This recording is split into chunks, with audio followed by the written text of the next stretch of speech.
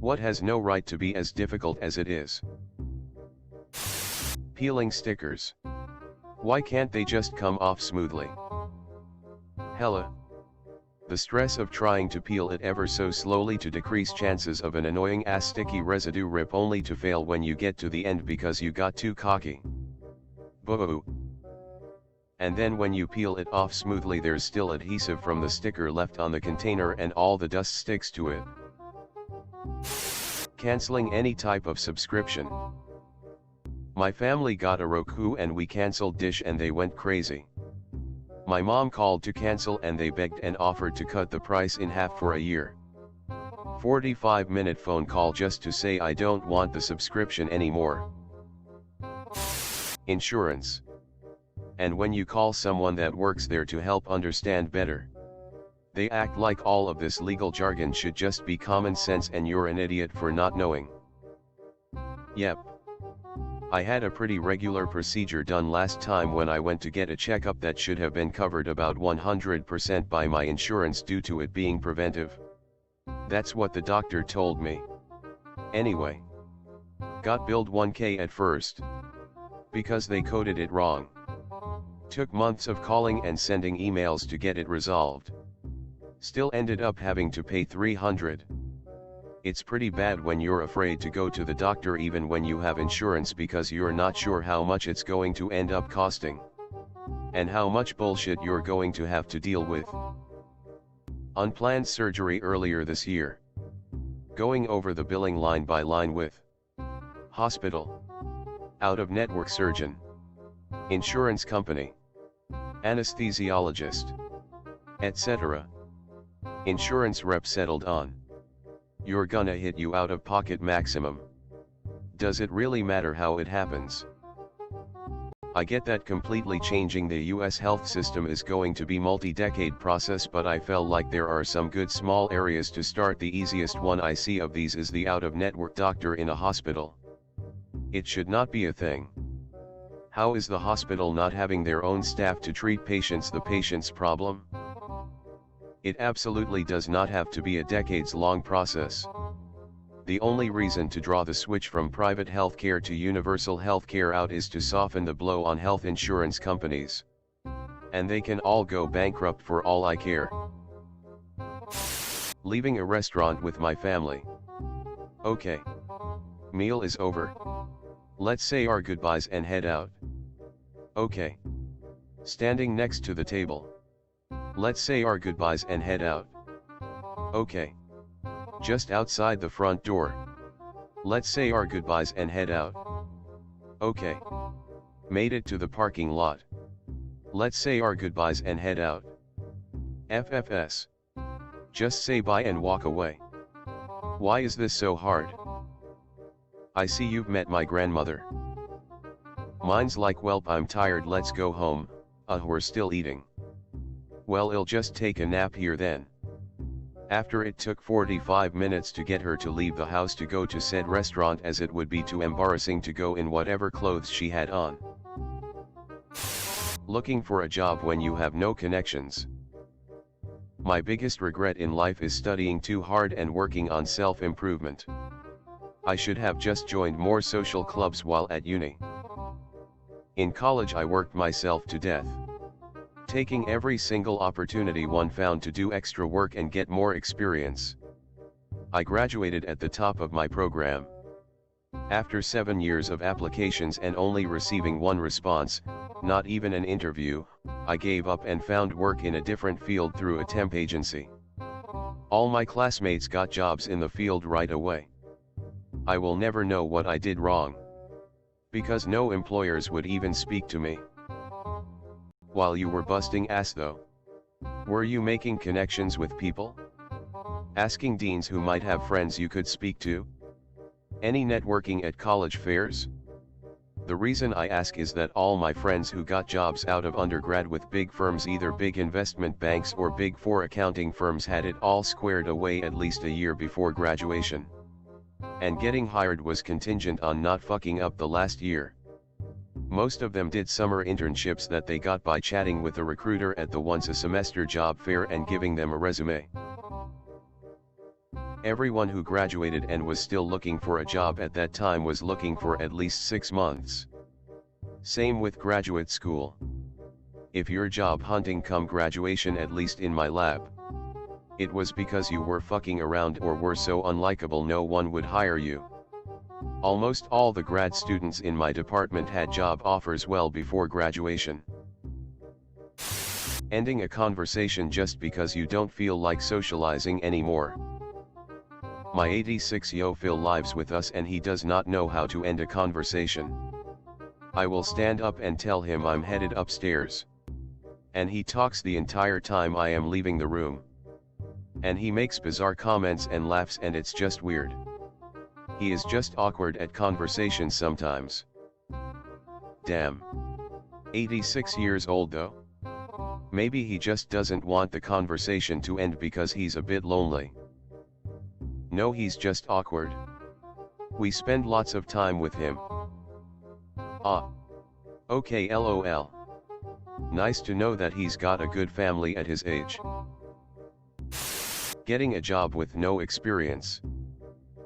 Search for entry-level jobs. All the listings require 3, 4, 5 years.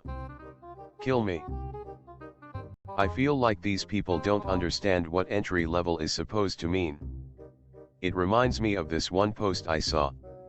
A programmer mentioned how he was not qualified because he needed more years of experience in a programming language than years since the language was invented by him. Entry level in their minds refers to the pay, not the prior experience in the field. Applying for jobs, having to type out your resume 2 times and submit your formal resume and then doing this over and over for every job you apply for. And all for it not sending you an email saying you've been rejected, you're just in job purgatory. My least favorite is when you get an automated email saying you're not qualified or no longer being considered. Relatively quickly. Which most likely means they utilize an automated service that reads your resume and it didn't find the keywords it was looking for. So you did all that work entering your information twice and no human being will ever look at it. Getting out of bed in the morning. Trying to find a good reason is just too hard. Guess I'll put my sweatpants on and move to the couch, where I can binge watch Netflix and read about how fucked up the world is on my phone. Don't tell everyone my daily schedule. Taxes. On year 4 of doing them myself. I'm either doing it right or should be expecting a call from the IRS sometime in the future. 1040 easy, tell the government how broke and alone you are in one easy document. Period. I dream of not having the sometimes unbearable pain and all this fucking blood to clean up every time. I once passed out because of that. I was unable to call anyone to get me painkillers. Have you been evaluated for endometriosis? This is a very valid question. Had a GF who had it? She'd be doubled over in pain. Stuck in bed some days. Best solution we found was cannabis. Certain strains helped more than others. I'm no doctor at all, but I almost want to say there's some kind of surgery for really serious/intense cases. For my wife, that surgery was a hysterectomy. She could have held on for a few more years, but it had steadily gotten worse. And the doctor said it would keep getting worse to where the procedure was all but inevitable. So we pulled the trigger. Life-changing decision for many reasons. Mostly good.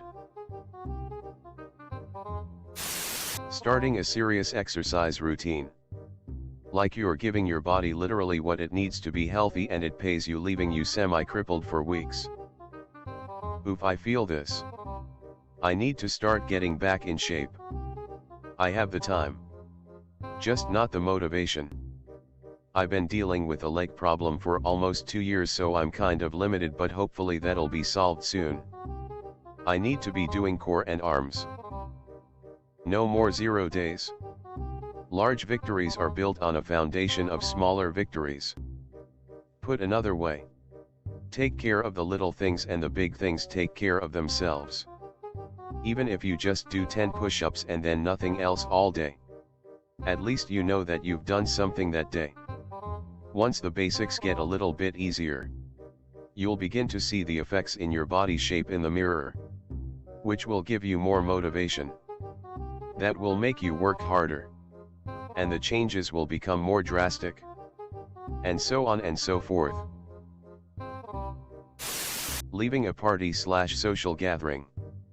I wish it wasn't considered rude to just fucking leave. Pick up your phone. Say something in a different language. Look concerned. And then leave. Works for me all the time. Novio me necesita. Addis familia. Then scream I caramba.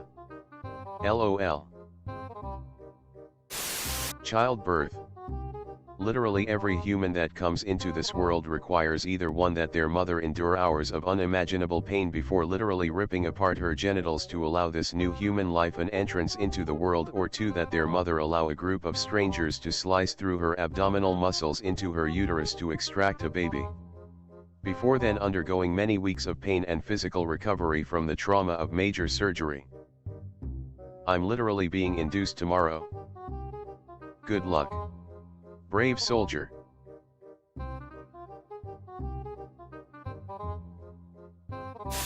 When the damn seatbelt keeps getting stuck while you're trying to put it on. You be raging in your car before you've left your driveway. Getting mental health treatment without having to fight everyone on the way in a test of your determination. Ugh, this is so true.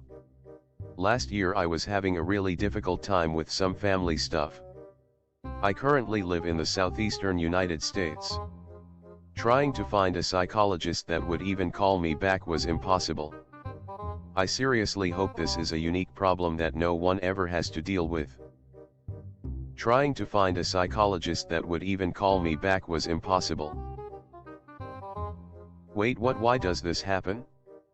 Too many patients? Or is this some weird sadistic form of auditions? I called over 90 when my primary care refused to keep filling my ADHD medication after 21 years. I got not a single doctor out of all those calls who could/would return my call and take me on, not because of anything I did or didn't do. 95% didn't ever even call me back. And others were like, we only deal with residential patients, or we only deal with kids under 16. Anyway, the important thing. Why did my doctor refuse to keep giving me ADHD medication after all those years? Because the insurance company sent them a letter and said that I was filling my prescriptions early too often and that they should be concerned about drug addiction. What is filling my scripts early, you may ask? Well, my doctor would call in the refill once a month and the pharmacy would fill it the first day the insurance allowed. I'd get a text and pick it up within a few days. It didn't matter that I wasn't picking up my meds too often. Something you can't even effing do because the pharmacy and your insurance won't let you. I was picking up the meds every 31, 32, 35 days. But because the pharmacy filled it on the 28th day, I was held responsible. Called a drug addict and was almost kicked out of my doctor's office after 8 years of having a wonderful relationship with him. I went in person to talk to the doctor. Was refused, was told I could talk only to the office manager. After explaining the entire thing, I was still told I could no longer ever be prescribed a controlled substance, ever, for any reason. Because my insurance called me a possible drug addict. I have never hated a company so much in my life. I pay those bastards $700 to cover my medical costs. And they decide I should have to be forced to find a new doctor after explaining to the new doctor that I was kicked out of a practice for drug addiction that I've literally never ever remotely been a part of. All because I need to be on ADHD medication once a day. P.S. It's Horizon Health who fucked me over so bad. Jesus fucking Christ. I didn't know getting basic medication was a competitive sport. Edit. Controlled substances. Not basic medication. Edit 2. I have ADHD. but it's mild enough that I've never needed meds. That's why I've never had to deal with this shit system.